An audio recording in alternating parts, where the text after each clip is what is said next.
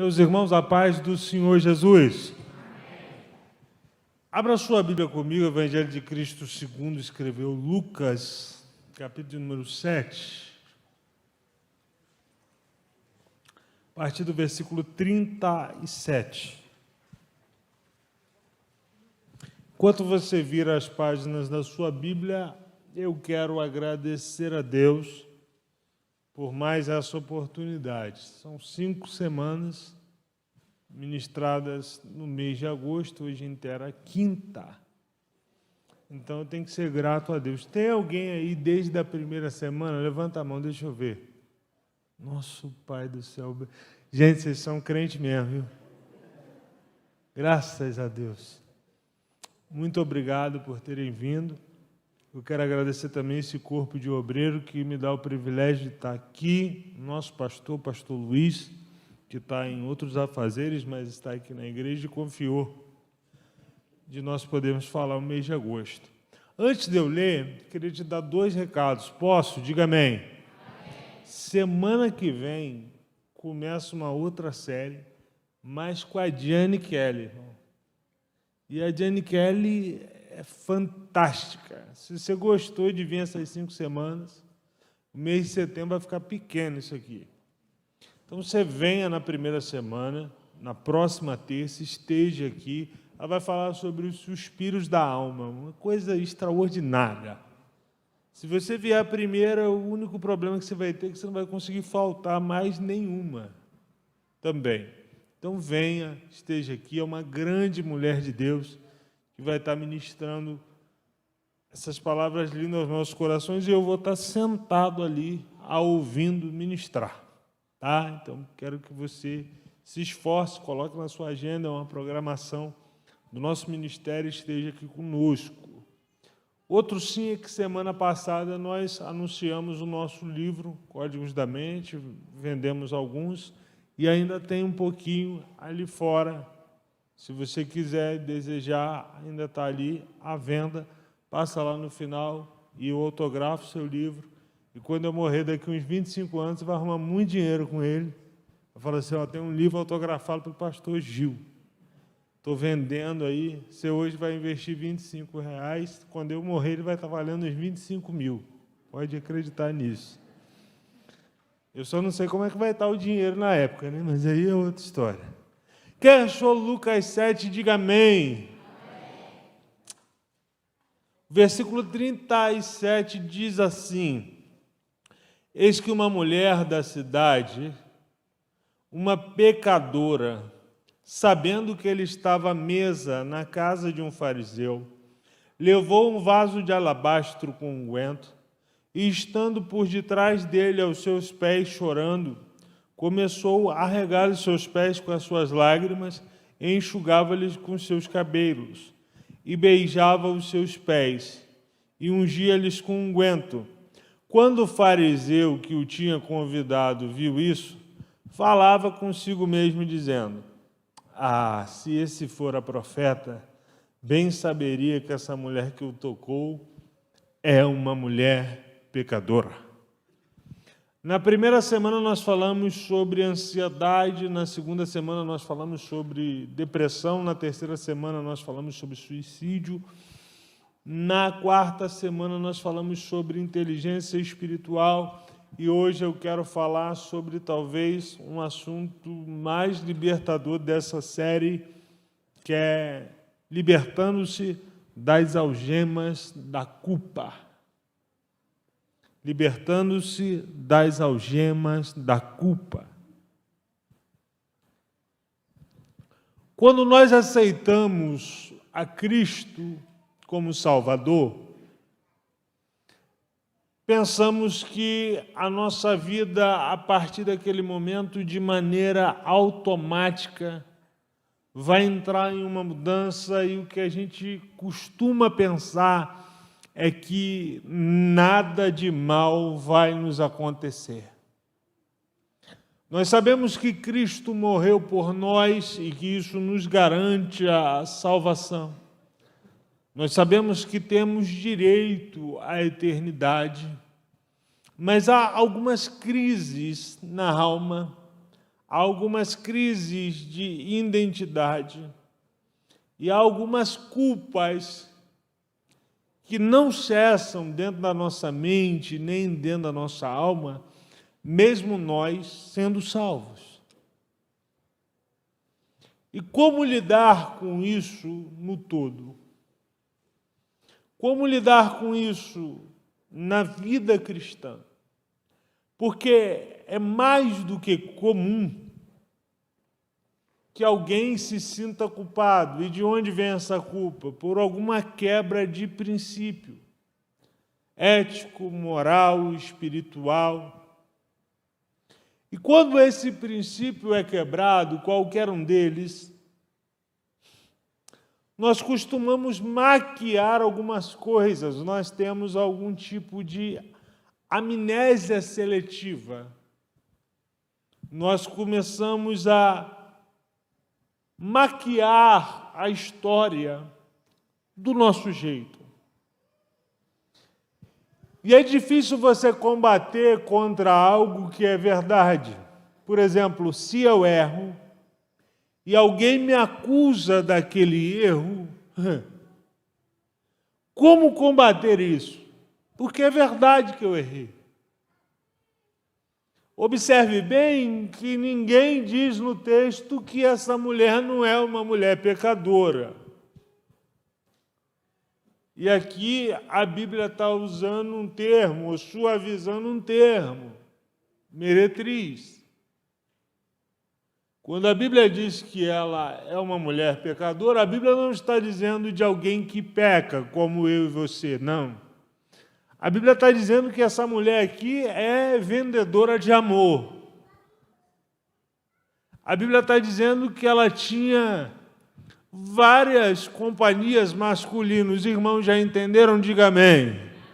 Ok, então quando você aponta um erro, que de fato é um erro, que essa pessoa comete, e quando você o acusa desse erro, como se defender disso? Como extirpar um sentimento de culpa? Porque a culpa é o maior ladrão de paz existente. A culpa é aquilo que vai te tirar toda a sua estabilidade emocional.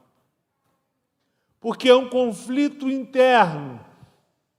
E muito se prega, e eu já preguei aqui na semana passada e tentei explicar da melhor maneira possível, dentro da minha capacidade, sobre o perdão.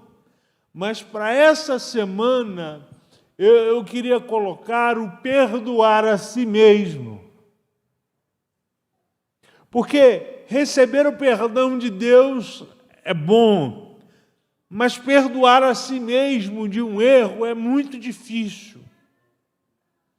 Olhar para você, saber que você errou, olhar para você e saber que você transgrediu algo, e mesmo nessa transgressão de algo, você conseguir se olhar no espelho e se sentir bem.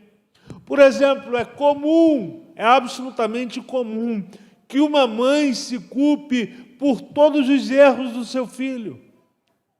É absolutamente comum que um pai se questione várias vezes e diga, olhando para si mesmo, olhando no espelho, comparecendo ao maior tribunal do mundo que se chama consciência, diga, aonde eu errei na criação desse menino? Aonde eu falhei na criação dessa moça? Por exemplo, quando você se questiona assim, você está se penalizando. Você está revivendo uma culpa que talvez não seja sua. E quando eu digo que a gente sofre de uma amnésia seletiva, a gente seleciona como a gente quer viver as nossas culpas, eu tenho que me lembrar de um homem, só quem está me ouvindo, diga amém. Um homem que estava à beira de um tanque há 38 anos. E quando Jesus chega para conversar com ele, pergunta se ele quer ficar são, ele diz, olha, Não há quem me ajude. Toda vez que as águas é agitada, alguém vai e pula na minha frente. Ô irmão, vocês estão me vendo, vocês me conhecem, sabem que eu sou deficiente, tem coisa que comigo não cola. Ele está há 38 anos na beira de um tanque, mas quem está há 38 anos na beira de um tanque, ele podia rolar, ele podia se arrastar, ele podia ficar mais perto da beira, ele tinha condições de fazer alguma coisa, mas ele simplesmente não fez, porque ele pensa que colocar a culpa em alguém vai melhorar o problema que ele está passando, e não vai. Colocar a culpa em alguém de um problema que você está passando não vai melhorar a sua culpa e não vai melhorar o seu problema. Dava para ele fazer alguma coisa, dava para ele se movimentar devagar, dava para ele sair do altar das desculpas e vir para o altar das promessas. Quando você usa a palavra desculpa, é como se você usasse um advérbio de negação para a culpa. E quando você usa somente um advérbio de negação para a culpa, você nunca se livra dela. Uma das principais causas que fazem com que alguém seja culpado ou se sinta culpado é que ele fabrica em si uma falsa consciência. Repita comigo essa frase, diga falsa consciência. Diga mais forte, falsa consciência. E o que é desenvolver uma falsa consciência? É a mesma coisa que Isaías fez. Isaías se sentia mais santo do que qualquer pessoa na terra.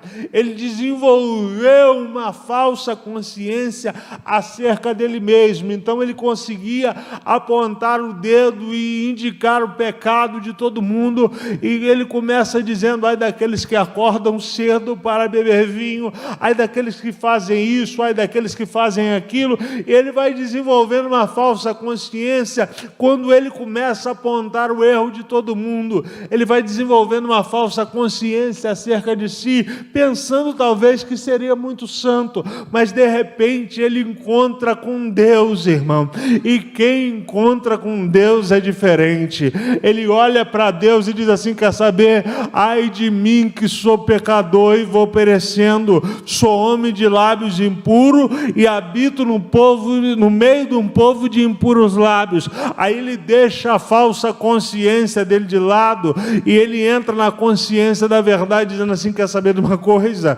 Perante Deus todos nós somos iguais, perante Deus todos nós somos pecadores, perante Deus todos nós erramos. E eu quero dizer, irmão, não crie uma falsa consciência ao seu respeito de que você é um super homem, de que você é uma super mulher, de que você não está sujeito a falha, de que você não está sujeito a erro, porque infelizmente eu e você estamos sim sujeitos a errar.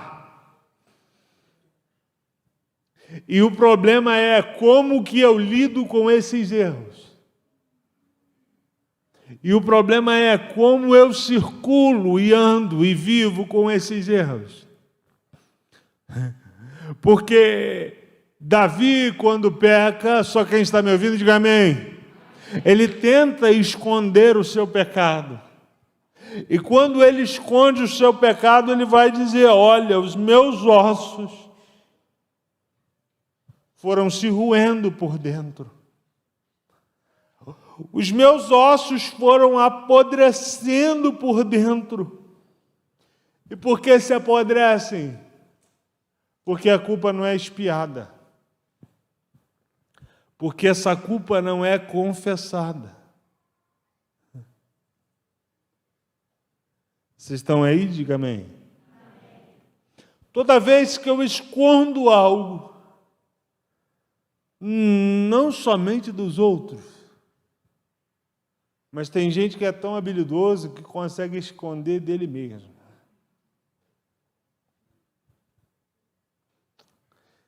Como assim, pastor? Escondo de mim mesmo. Tem gente que sabe que o computador, quando ele está sozinho, faz mal para ele. Tem gente que ele tem a plena noção de que quando ele está no celular ou em alguma situação sozinho, aquilo vai lhe fazer mal. Mas ele não divide aquilo com ninguém, ainda esconde aquilo dele mesmo. Sabe por que eu não acredito em autoajuda? É porque a ajuda sempre vai envolver alguém. Você se ajudar é muito difícil. Porque o tamanho da mente que entrou em um problema dificilmente vai ser o mesmo tamanho que vai conseguir te tirar dela. Eu vou repetir isso aqui para poder ficar bem fixado na sua cabeça. Se uma mente arruma um problema, ela precisa de uma mente um pouco maior do que a que arrumou o problema para poder sair do problema.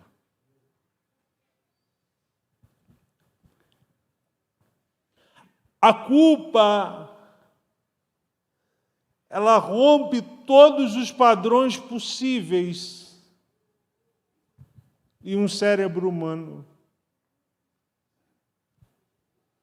E é necessário que, quando você se sinta culpado, só há um lugar onde as culpas cessam. Só há um lugar onde essa culpa pode ser extirpada. E aonde, pastor? Aos pés de Jesus. Aquela mulher era uma pecadora conhecida em toda a cidade. E houve uma festa na casa de um fariseu, e quer saber de uma, ela não foi convidada. Mas mesmo sem ser convidada, ela entra à casa do fariseu. E quer saber de mais uma? Todos os homens lá dentro, de repente, conheciam aquela mulher. Eu não sei se conheciam porque viviam na mesma cidade ou se conheciam porque usufruíam do serviço que ela prestava.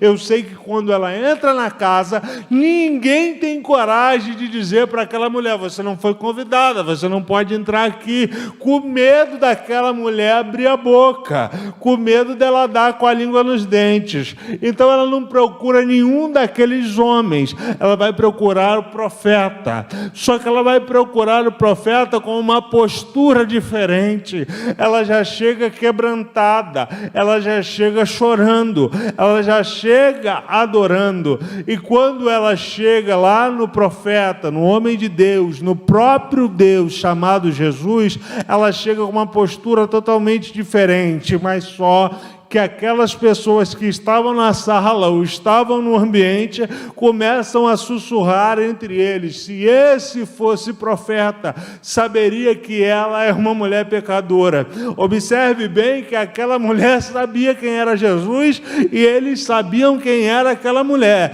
O que eles não sabiam era o que aquela mulher sabia, que ela estava diante do próprio Deus e que naquele dia ela teria talvez a sua última oportunidade. Então aquela mulher sabia coisas que aqueles homens não sabiam. E quando ela chega até Jesus, quando ela vai até Jesus para ser livre dessa culpa, porque o que eles falam é verdade. O que eles falam é: ela é pecadora. Ela é pecadora, mora na cidade e a gente conhece. Aí Jesus entra, irmão. E quando Jesus entra, o negócio fica bonito. Jesus disse: que te parece bem, Simão? Eu tenho uma pergunta para te fazer. Aí Simão: faça, mestre. Pode fazer a pergunta. Ele diz assim: um homem devia 500 e o outro devia 50, e os dois tiveram a mesma dívida perdoada na mesma hora. Qual desses dois homens vai ficar mais grato, Simão, por ter a dívida perdoada? Ele diz: com certeza aquele que devia mais. Porque quem devia 500, devia 500. Agora quem devia 50, né? Então quem devia mais vai ficar mais alegre. Ele falou: você disseste bem.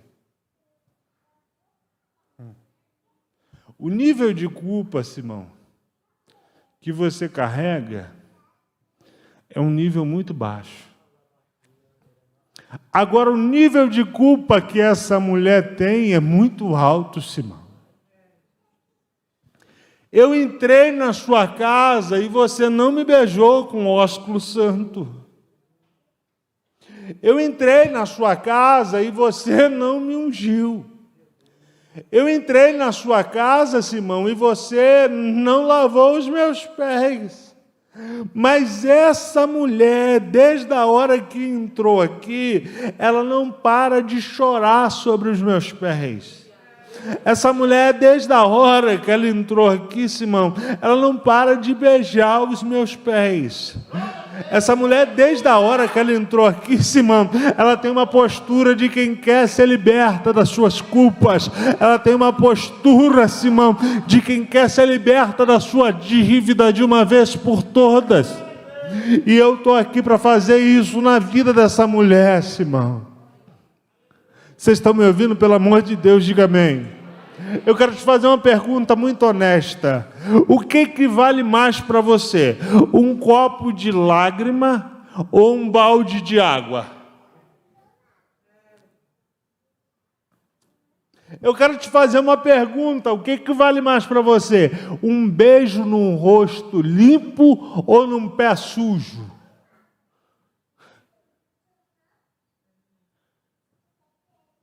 Se você concorda comigo que um beijo num pé sujo tem que valer muito mais do que num rosto limpo, eu quero te fazer uma propositura. Eu quero colocar o seguinte, que um beijo num pé sujo vale 150. Se você concorda comigo que um balde de água vale muito menos do que um copo de lágrima, eu quero botar o valor desse copo de lágrima de 150. 150 mais 150, quanto é? 150 mais 150, quanto é? Bom, a Bíblia diz que essa mulher tinha um vidro de perfume que valia 300 denários. E que ela quebra esse perfume e derrama sobre Jesus.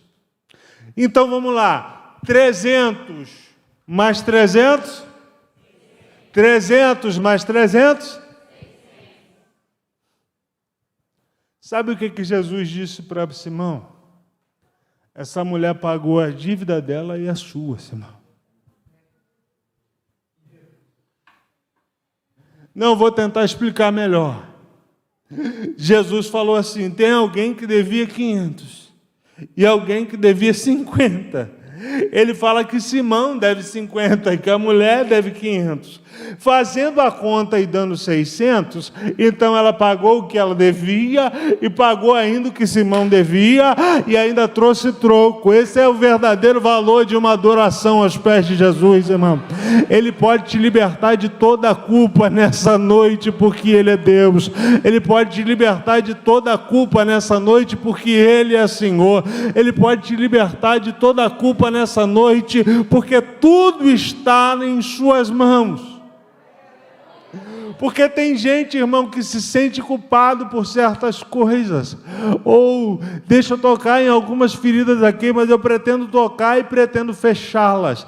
Ah, por que o meu filho usa droga, pastor? Por que o meu filho está afastado do evangelho? E não adianta, irmão, a gente colocar a culpa no pastor.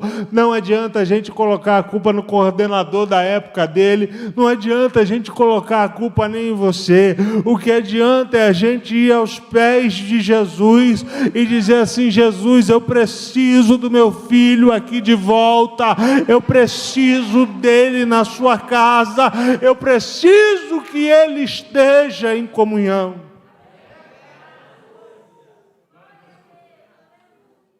Empurrar a culpa para frente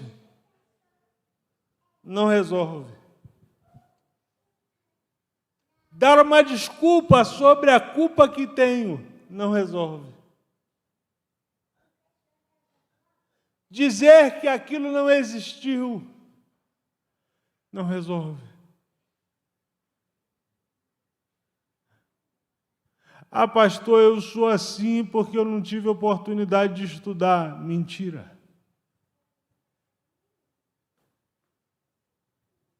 Ah, pastor, eu não consegui desenvolver no ministério por causa que a minha mulher não me ajuda. Mentira.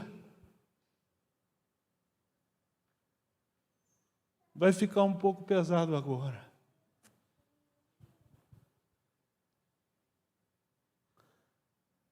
Ah, pastor, se a minha mãe tivesse mais um pouco de paciência comigo, eu seria uma filha melhor. Mentira.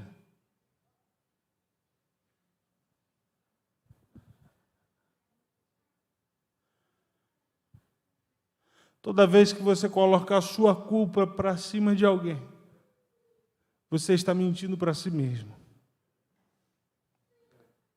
E o problema da mentira é que, com o passar do tempo, você passa a acreditar nela. O problema da mentira é que, com o passar do tempo, aquilo para você realmente se tornou verdade.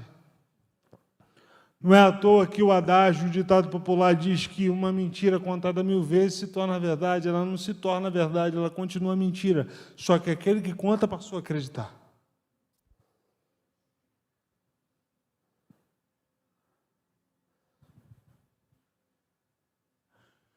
Porque isso não funciona, irmão. Dizer, eu estou com a minha vida desse jeito por causa disso. Não, não funciona, não funciona, não funciona. Você tem que chegar na frente do espelho, achar o local onde a sua vida desandou e perguntar para você mesmo, aonde eu errei? Aonde eu vacilei?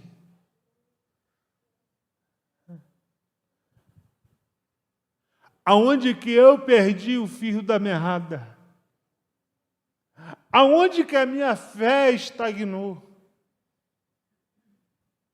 Aonde eu não consegui desenvolver? Porque o problema, só quem está me ouvindo diga amém. Quando eu não me liberto de uma culpa, essa culpa pode transcender a minha geração. Como é que é isso, pastor? Uma mãe que teve um filho antes do casamento.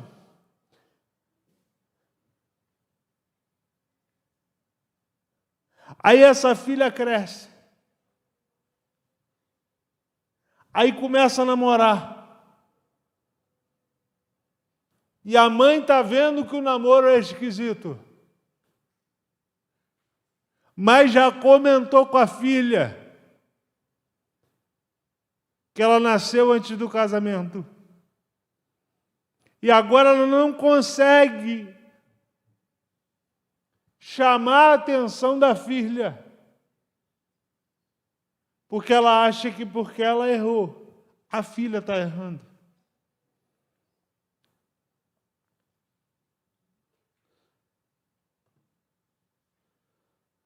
Um pai que comete erros em determinadas áreas e está vendo que os filhos estão propensos àquilo.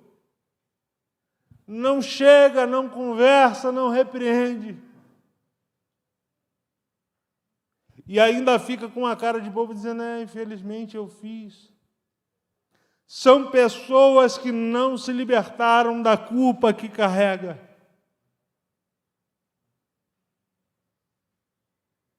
São pessoas que não sofreram uma libertação por completo nessa área de culpa.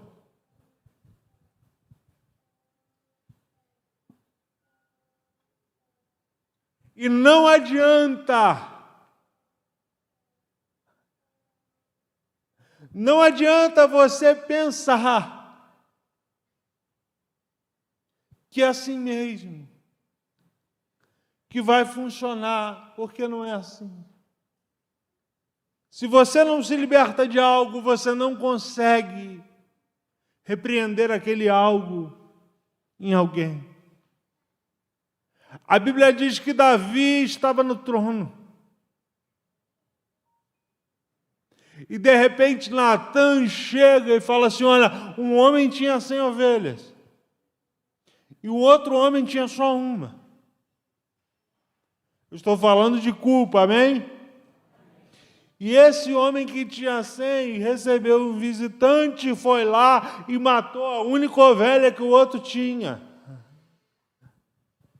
O que se deve fazer esse homem? Davi virou na hora, falou assim, não, vamos pegar ele, a Bíblia diz que o sangue de Davi ferveu, vamos matar ele hoje. Aí Natã olhou e falou, esse homem é você.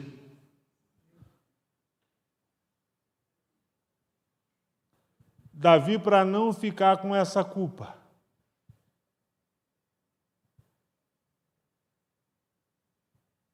falou assim, Natã, some que eu já entendi o recado. A Bíblia diz que ele se joga no chão e diz, Deus, contra ti, somente contra ti, eu pequei, me perdoa. E ali a culpa foi embora. Ali a culpa desapareceu. Mas tem um outro caso. Davi não tomou nenhuma providência sobre o estupro que Aminon fez em Tamar. E aí Absalão, como era irmão de Tamar, foi lá e matou Aminon. Vocês estão comigo? Diga amém. Então Aminon precisou ficar em outra cidade. Então Aminon precisou ficar em outro lugar. Aminon não, Absalão, perdão. E de repente alguém trouxe o caso a Davi. Teve esse caso em tal lugar, assim, assim. E contou o mesmo caso que houve entre Absalão e Aminon. E o que faz? Não faz nada. E o que faz? Não mexe com nada. E por que não mexe com nada, pastor? Porque ele ainda tinha um sentimento de culpa lá dentro. Não consegue se mover. Não consegue se mexer.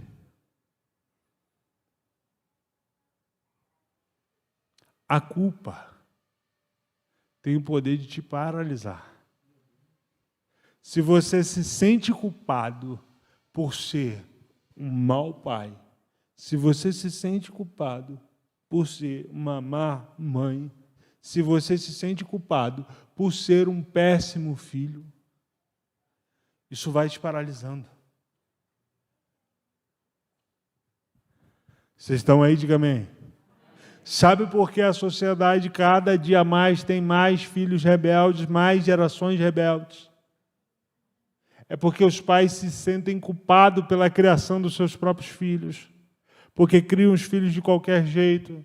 Tem criança ficando mais de 8 horas em frente a um celular, mais de 8 horas em frente a uma televisão, porque os pais perderam a paciência de criar filho, e que quem está criando filho hoje é YouTube, é Netflix, e isso vai dar problema.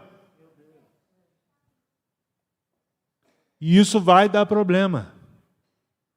Agora, tem filhos que já perderam o senso de obediência aos pais, o senso de honra aos pais, não consegue mais respeitar, porque você vê um erro no seu pai, vê um erro na sua mãe, e você se sente autossuficiente para poder dizer, mas o senhor fez isso, a senhora fez aquilo, o senhor age assim, a senhora age assim, e tem filho e filha que nem está mais chamando o pai de senhor, senhora, está chamando de você.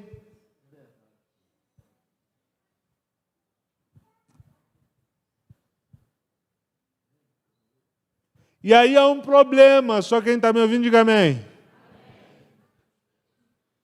Se alguém não tem o pai como exemplo, você precisa ser o exemplo. Se você não tem a mãe como exemplo, você precisa ser o exemplo. Pai, mãe, se vocês não são exemplo, passem a ser. Ainda dá tempo. Porque a culpa vai se instaurando em meio à criação familiar, e eu acho que eu estou achando a ver do negócio aqui. A culpa vai se instaurando em meio a uma relação familiar e a família desanda. Quem dera, irmão. E aí, se você quiser brigar comigo depois do culto, não tem problema. Mas quem dera que um pastor numa igreja cuidasse só dos membros da igreja. Quem dera que a gente tivesse que dar atenção só sobre as ovelhas da igreja. Quem me dera. Porque a gente tem que cuidar do marido que não é crente, da esposa que não é crente, do filho que não é crente, do cunhado, do enteado. Tudo bem, a gente está aqui para isso, a gente vai cuidar. Mas conflitos familiares podem ser resolvidos em família. E como é que faz isso, pastor? A primeira coisa é se libertar da culpa. Você me acompanha até Gênesis 42, 21, diga amém. Me acompanha lá, vamos ler.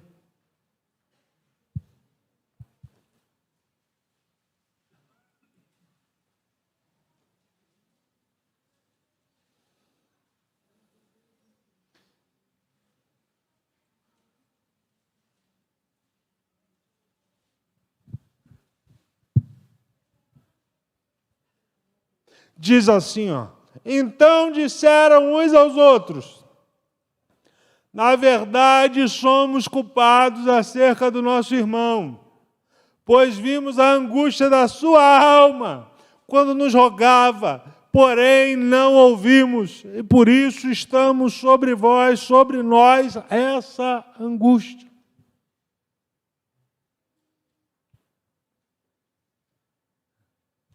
Esses aqui são os irmãos de José. Fizeram José passar por tudo que passou.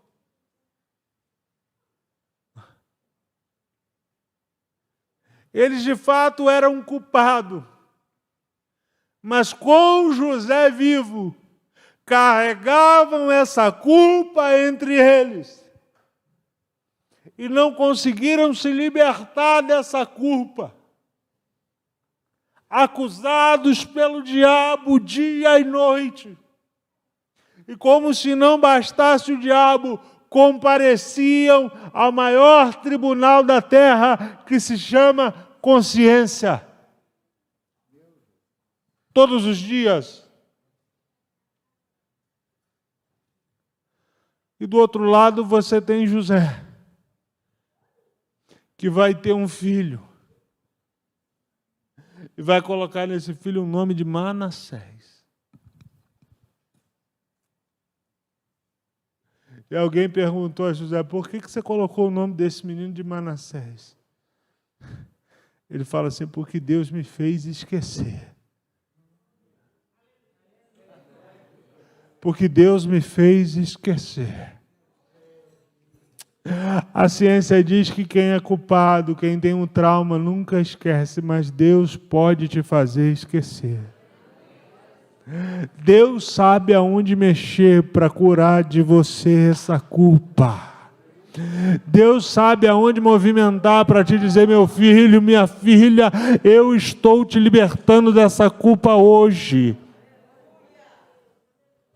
Pastor, mas como é que eu me movimento?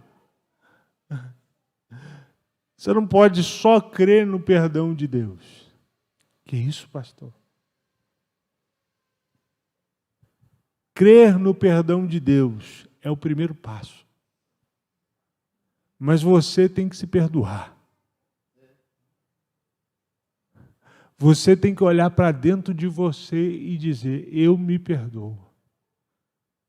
Pastor, como que funciona isso? É só com palavra? Não, não é não. É uma varinha de condom que bate e diz assim: eu me perdoo e acabou. Não, não é não. Infelizmente não é. Mas eu te disse no início da mensagem que a culpa é o maior ladrão de paz e de estabilidade mental do ser humano. E o diabo sempre vai atuar em cima da culpa. Porque ele sabe que aí é o seu ponto fraco. Mas por quê? Porque nós criamos o que eu chamei de falsa estrutura de consciência. Principalmente quando nós nos achamos melhores do que alguém.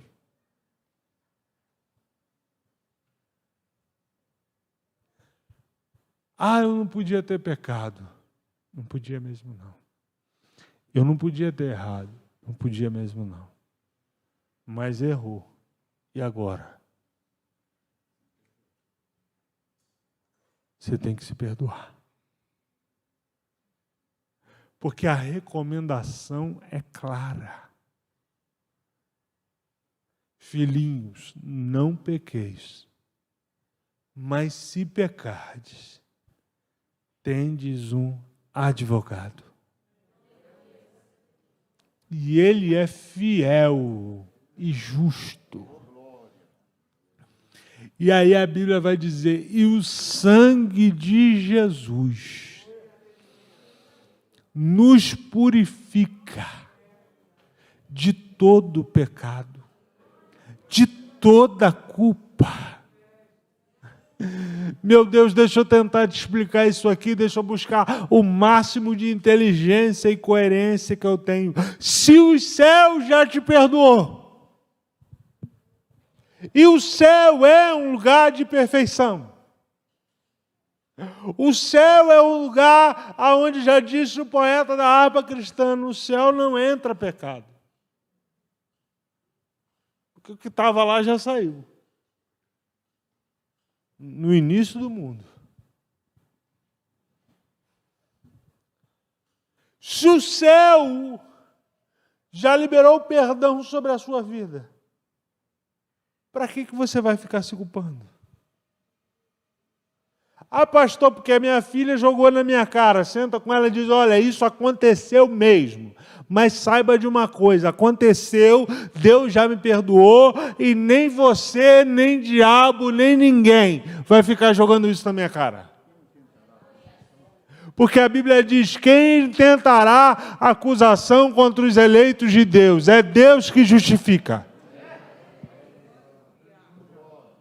E aí eu vou naquela velha história, quando o diabo te lembrar o seu passado, lembra ele do seu futuro. E aonde você vai estar? Porque ele vai estar no lago de fogo e enxofre, e você vai estar com os céus. Você vai estar nos céus. Você vai estar do lado de Cristo.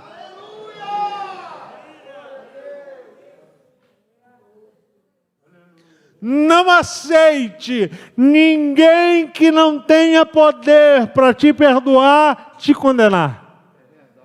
Só quem pode lhe condenar é quem tem poder para lhe perdoar. Agora eu vou te falar uma coisa, vai doer um pouquinho, você diz amém? Não adianta você viver uma vida bagunçada. Não adianta você viver uma vida desordenada, dizendo, Deus já me perdoou, eu posso fazer o que... Não é assim. Por que não é assim, pastor? Porque tudo é feito com decência e ordem. E na casa de Deus tem ordem. Então, se você pecar, você precisa ir ao sacerdote, confessar, e aí sim,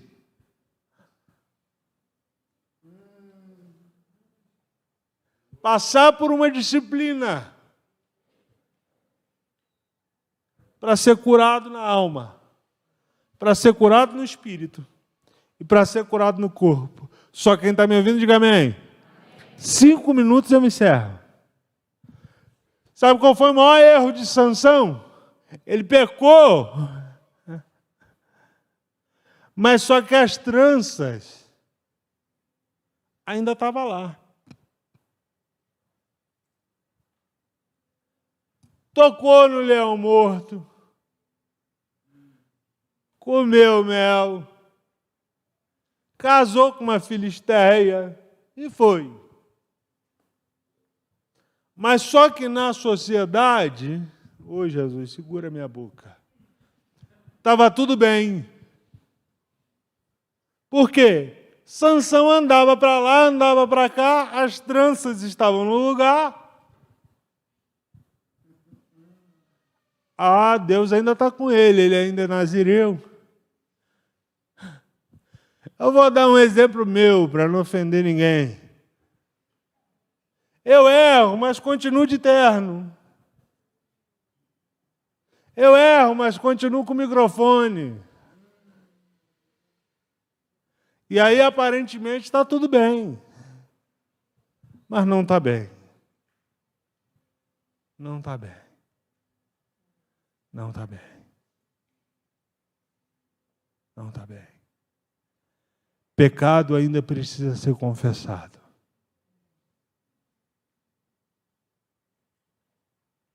E só para deixar clara a minha posição, que está sendo gravada, né, que eu digo, se eu peco e continuo pregando, eu estou falando isso no campo da hipótese, viu? Não estou andando por aí pecando, não. Sangue de Jesus que me guarde. Eu continuo escondido atrás da cruz e debaixo do sangue dele.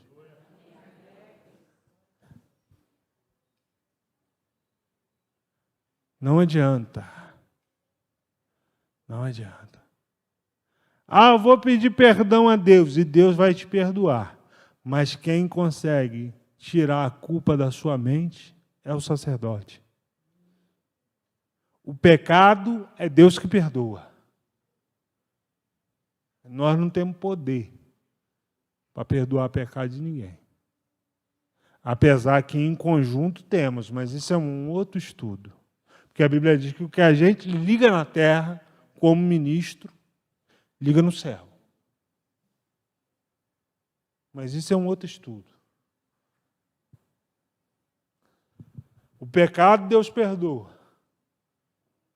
Mas quando você esconde, a culpa fica. E a culpa ficando, não tem jeito. Ela corrói os ossos. Corrói os ossos. Por isso que você precisa ir no sacerdote. Eu encerro agora, mas quem está me ouvindo, diga amém. Se Sansão fosse no sacerdote, o que dizia a lei? Ele vai cortar as suas tranças. Você vai voltar para casa sem trança. Meu filho, todo mundo vai ver que você perdeu o nazireado. Mas é o seguinte, vou pegar o seu cabelo e queimar no fogo. É assim que dizia. E a Bíblia diz, eu amo essa palavra quando a Bíblia diz, quando o sacerdote queimava o cabelo no fogo, Deus recebia no céu. Aí dizia assim, está zerado. Pode começar de novo. Mas só que Sansão escondeu.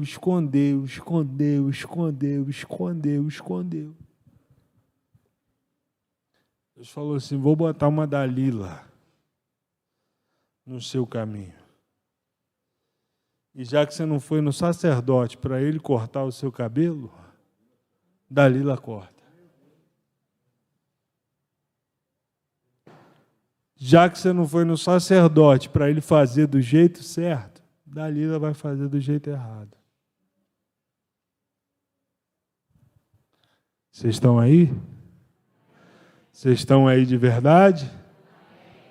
Então, meu filho, então, minha filha,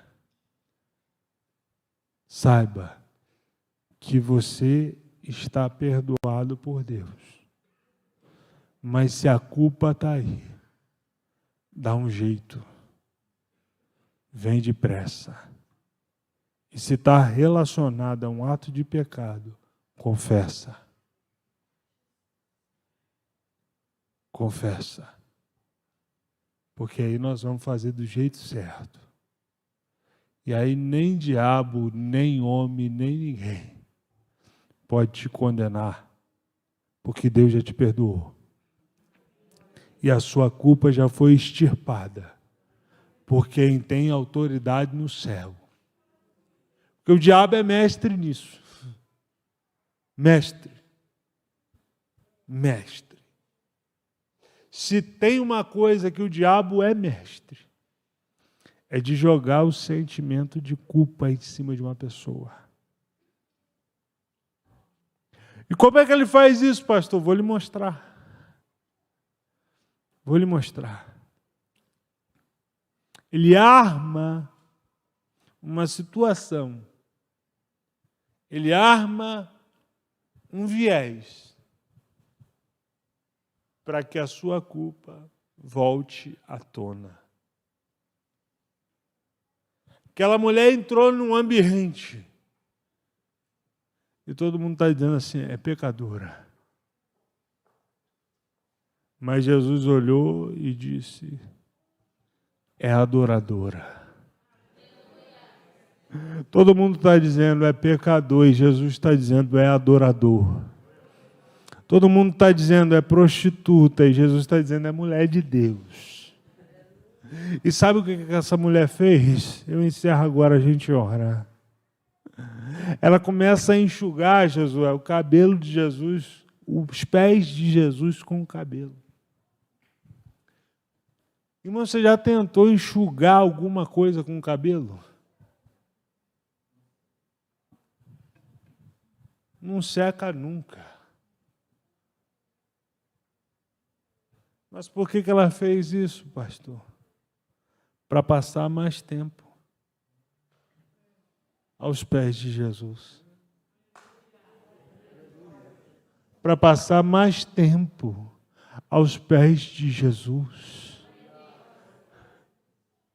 Enquanto tem gente, irmão, murmurando, acusando, tem gente nos pés de Jesus ainda. Enquanto tem gente querendo condenar, querendo falar mal, tem gente nos pés de Jesus ainda. Eu quero te dar um conselho bíblico essa noite. Continua nos pés de Jesus, porque lá ainda é o melhor lugar. Toda vez que você encontrou Maria na Bíblia, ela só esteve em um lugar, aos pés de Jesus. Toda vez que você encontrou-a, ela estava aos pés de Jesus. E depois que você vê esse episódio, nunca mais ninguém a chama de pecadora. Nunca mais. Porque a presença dela com Jesus e a presença de Jesus com ela a libertou de toda a culpa. Quer ser livre da culpa? Se encha da presença dele. Dê os passos certos. Eu gosto de quando levam aquela mulher pecadora até Jesus, e há uma versão em inglês da Bíblia, é a mais tradicional da Bíblia, é King James, mas infelizmente não está assim em português. Porque quando Jesus diz, aquele que não tiver pecado seja o primeiro a atirar pedra contra essa mulher, aí lá no inglês está escrito dessa forma, e saía de um a um. Cada um segundo a sua consciência.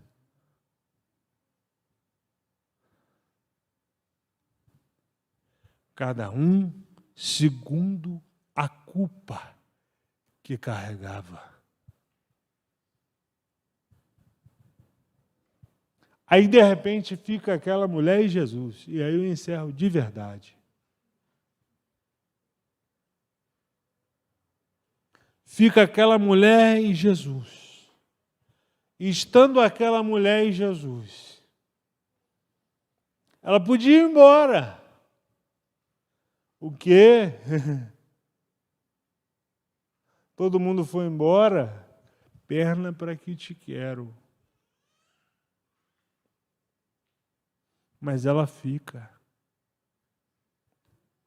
E eu posso falar só mais um detalhe, diga amém. No capítulo 7, a Bíblia diz que Jesus despediu todo mundo para casa e foi orar. 7:53. No capítulo 8, versículo 1, Jesus volta para o templo. Ele sai do templo, vai para a oração, sai da oração, volta para o templo. Sabe aonde os homens foram apedrejar aquela mulher? Dentro da igreja.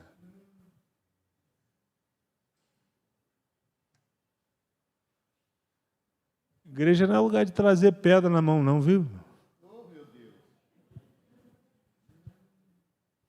Igreja não é lugar de você vir com pedra na mão, não, que você vai encontrar com Jesus aqui dentro. Você vai vir de fora para dentro carregando peso à toa, porque aqui ainda tem perdão do céu. Aqui ainda tem um Deus que fala, seus pecados estão perdoados. Aqui ainda tem, aqui ainda tem.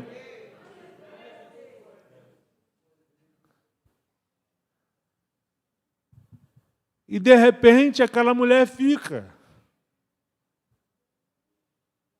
E fala assim, o senhor não vai me apedrejar, não? Condições para isso eu tenho. Eu não vou, não. Se eles não te condenaram, nem eu. Posso bater em mim agora, diga amém. Quem é santo, irmão, não condena pecado do outro, não. Quem gosta de condenar pecado no outro é pecador. Quem é santo, faz isso não.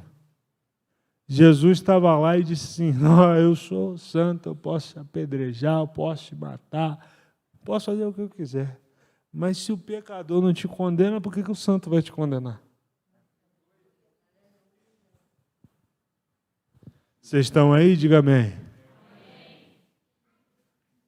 Eu vou orar para Deus te libertar de toda a culpa hoje. Mas se você precisa de alguma atitude, tome. Se você precisa de alguma atitude, tome. Porque Deus é contigo, amém? Pai, nós oramos em nome de Jesus. Deus, eu te dou graças essa noite por tudo que o Senhor é. Muito obrigado, Deus, porque estamos aqui na sua casa. E aqui, Senhor, não é lugar de expormos as nossas culpas, não é lugar de sermos condenados, mas é lugar de sermos perdoados, é lugar de tomarmos a atitude correta, é lugar de procurarmos o sacerdote, é lugar de falarmos com as pessoas certas, e é lugar, Senhor, em qual o diabo não entra para condenar a nossa consciência. Deus, nos ajuda a libertarmos, Senhor, de todas as culpas, ó Deus, no casamento, culpas, ó Deus, nas relações familiares, culpas, ó Deus, nas relações de serviço, culpas, ó Deus, antigas, que já vem remoendo o coração, remoendo a alma. Ah, Deus, nós te pedimos agora, em nome de Jesus, que toda acusação do diabo contra a mente desse homem, contra a mente dessa mulher, contra a mente desse adolescente, contra a mente dessa criança, seja extirpada agora pelo poder que há no sangue de Jesus. E quantos podem dizer amém?